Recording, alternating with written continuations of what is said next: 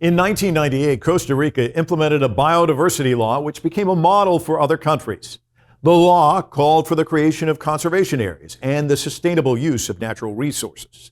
In 2019, the UN named Costa Rica Champion of the Earth for its ambitious plan to decarbonize its economy. To understand the trajectory of these achievements, I spoke with Dr. Arnoldo Andre. He is Costa Rica's current Minister of Foreign Affairs. Every year, leaders from around the globe meet in New York City at the United Nations General Assembly. The gathering is a chance for each country to present a topic of interest that's unique to them, but also has a rippling effect. Costa Rica lidera, junto con Francia y el Reino Unido, la coalición de alta ambición para la naturaleza y las personas. During the 77th UN General Assembly, I had a chance to speak to Costa Rica's Chancellor about their recent history, including efforts to reverse climate change. One of the things you talked about in your address was smaller countries like yourself dealing with disasters. And of course, you've just gone through flooding, landslides in Costa Rica. Just how dire were the circumstances? Well, Costa Rica is in the midst of the Central American Isthmus, and it's very vulnerable to change of climate conditions, as it has been shown these days. My president wanted to visit, but he could not because of landslides that hit a bus. We are strongly supporting all policies on adaptation to climate change, and we need to enhance the preparation of our rural and coastal populations to be prepared for the effects of climate change. We're taking now measures to prevent any further disasters. We believe that international cooperation is a must, and within the UN, we are supporting all initiatives and conventions in that sense, for the land mass and for the water masses, for the oceans as well. Before leading Costa Rica's Ministry of Foreign Affairs, Dr. Arnoldo Andre had a successful career in international law and was president of his country's Chamber of Commerce from 2010 to 2013. Costa Rica is known for being one of the happiest countries on the planet. It abolished its military power back in 1948, allowing it to heavily invest in sectors such as education and health, which paved the way for ecological success. Costa Rica is such a unique country in that it moved away from weapons so many years ago.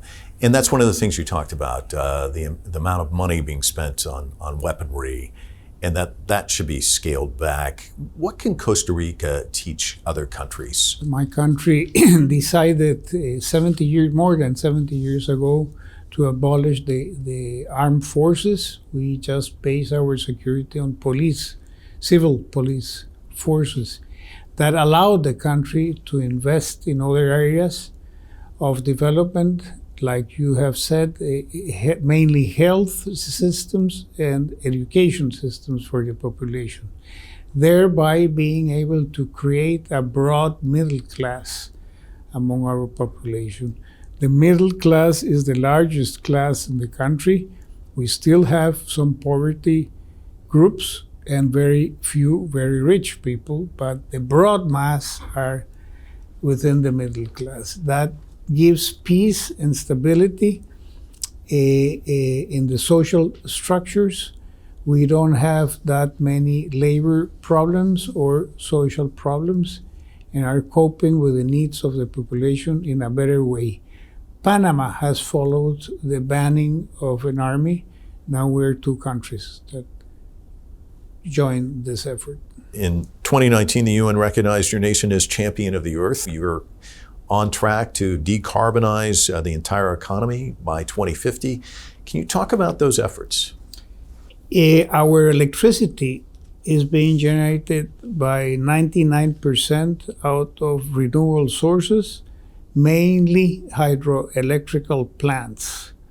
Nevertheless, if you look at the entire energy matrix, only 35% of it is out of renewable sources.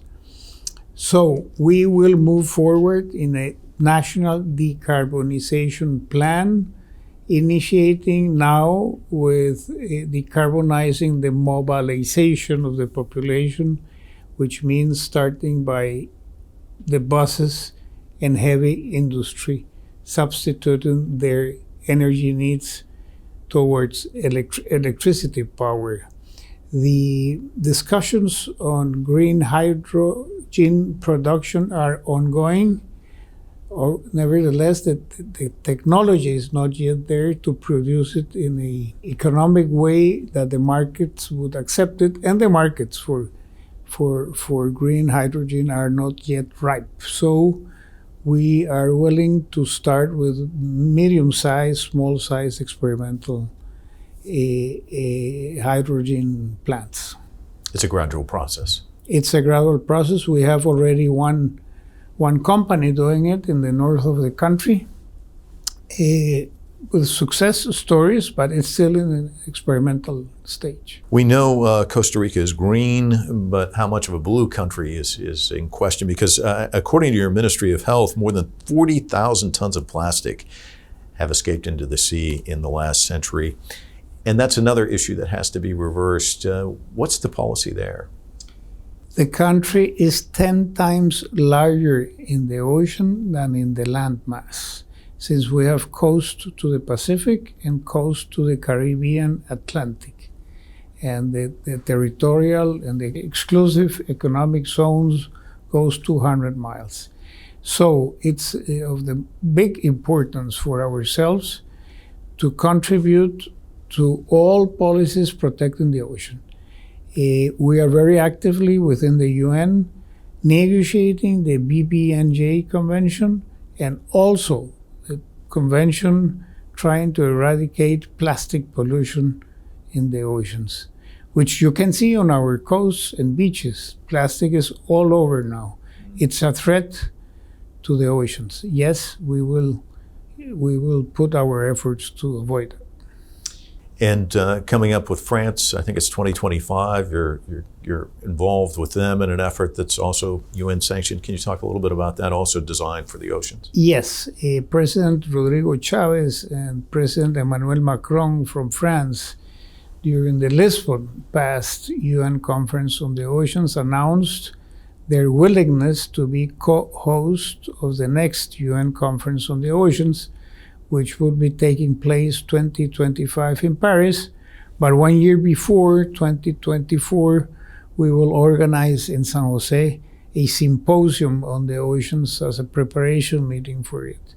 We declared, and as I read it in my speech before the UN, we are inviting other countries to work towards a declaration of peace for the ocean as a new international effort in the sense of protecting the ocean. Working with France there, but also working with neighbors, Colombia, Panama, Ecuador, in the protection of species. Can you talk about that effort? We have joined forces with Panama, Colombia, and Ecuador and created on the Pacific side a 500,000 square kilometer reserve of the Pacific. It goes from Ecuador to the Galapagos Islands, to the Malpelo Island of Colombia, Coiba Island of Panama, and the Cocos Island of Costa Rica with the continent, thereby creating this largest protection and research area that has gotten the recognition of many other countries. Among others, the United States and Canada have shown interest in aiding us and supporting our efforts in the different challenges it has as controlling and research of the area. One species did disappear as a result of climate change in Costa Rica, the golden toad. Climatologists released a UN report that says the disappearance of the golden toad was because of climate change. So we know the impacts of climate change. Talk to me about your thinking on this and the country and the government's thinking about this in terms of Costa Rica and the planet as a whole. It's a double crisis, not only the climate change crisis, but also the biodiversity loss crisis. They go hand in hand together. And it's an obligation for current governments and countries to do whatever they can to revert that situation. We have achieved on the forestry level not to increase our deforestation, but to increase our reforestation, thereby passing within the last 20 years for more coverage in forests than we used to have. It's the only country that has reverted that reforestation rate, and it will help to keep biodiversity. We have also, as I said, 30% of our area protected, thereby contributing to the protection of natural environments where the species can survive. It's utmost importance to avoid the disappearance of many species, and if the world continues the way it is now, this will inevitably happen. Costa Rica's president, Rodrigo Chavez, was sworn into office in May of 2022. One of his top priorities is to continue to guide his country as a global leader when it comes to cutting carbon emissions. He also faces a major obstacle: illicit drug smuggling. In the past 2 years, Costa Rica has seized more than 142 tons of cocaine. You inherit a lot of the same old problems. Drug smuggling routes, of course, go through Costa Rica. Is there more that can be done about narco-trafficking? Yes, narco-trafficking is a cancer for our society. It happens to be that due to the big export activity of Costa Rica, the drug trafficking activity has found it easy to export cocaine within our containers of national products such as coffee, bananas, pineapple. So, Costa Rica has become one of the main exporters of cocaine, not producing it, which means that what we need to do is to enhance our control of the export activity by installing a strict scanning system of each and every container leaving the country.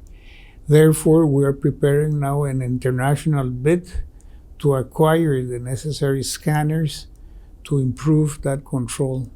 We will fight against this mafia, which is also the cause for corruption activities. Since it's so much illegal money, it can buy the wills of many persons. A daunting task. Yes, indeed. We are still on time to control it. We are doing it. The very first UN General Assembly took place in London back in 1946. It was permanently moved to its New York headquarters in 1952.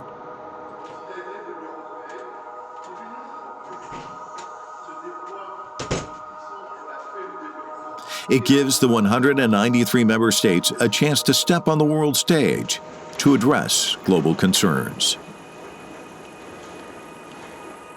What's it like to go up there and deliver that speech? And do you think about that when you're up there? Well, you have different techniques to cope with this stress, perhaps. So you focus just on what you want to project and say, and concentrate on that. And don't look too much to the scenery you have there, and you know it's going to work out well. As a kid growing up, though, did you ever imagine that you'd be up there on a world stage delivering an important speech?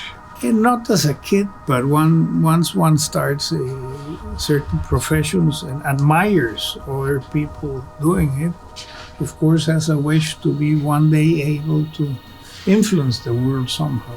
And this is an opportunity to do it. And the feeling when you finish and you walk off that stage, what's that like? The satisfaction of the duty accomplished. You stress out, and the highlight of the visit has been done. For the last couple of years, the UNGA's been pretty much just like everything else, Zoom and people online. There's a lot to be said for sitting down, breaking bread, having a meal, talking to somebody. It's so important when it comes to diplomacy. How important has this week been for you, especially with a new government only in place for just a few months, for you to be here, to be a part of it, and what's it been like? Well, personal relationships like this one today, you and me, cannot be substituted by the screens, by the virtual meeting systems.